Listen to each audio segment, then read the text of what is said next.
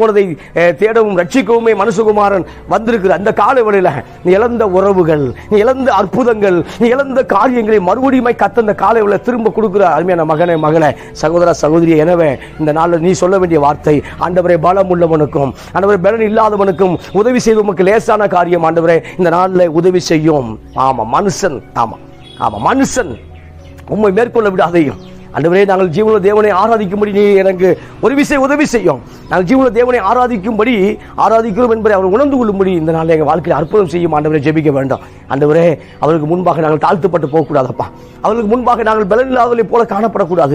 அவர்களுக்கு முன்பாக நாங்கள் கர்த்தரை ஆராதி தோற்று போனவர்களைப் போல காணப்படக்கூடாது. ஆண்டவரே எனவே எங்களை ஆசீர்வதியும் என்று நீங்கள் ஜெபிக்கும் பொழுது இந்த நாளில் உங்கள் வாழ்க்கையில் ஒரு பெரிய ஒரு விடுதலை உண்டாகும். பிரியமானவர்களே, ஆமா உங்களை எதெல்லாம் அழுத்தி கொண்டு அந்த அந்தகார மேகங்கள் ஆமா ஸ்தோத்திரம் இயேசுவின் நாமத்தில் வெளியே போகிறது. அந்தகாரம் மேகத்திலிருந்து ஆமா கர்த்தர் உங்களை வெளியே கொண்டு வருகிறார். உங்கள் வீட்டுக்குள்ள வெளிச்சம் உண்டாகிறது. உங்கள் வாழ்க்கைக்குள்ள ஸ்தோத்திர அற்புதங்கள் உண்டாகிறது. சகோதரா, அற்புதங்கள் உண்டாகுது. அன்பு சகோதரியே, இப்ப ஆசா ஜெபிக்கிற ஜெபத்துக்கு கர்த்தர் பதிலளித்தார். ஏனென்றால் ஆசா எப்பொழுதும் தேவனோடு இணைக்கப்பட்ட மனிதனாக இருந்தார். ஆசா எப்பொழுதும் தேவனோடு சேருகிற மனிதனாக இருந்தார்.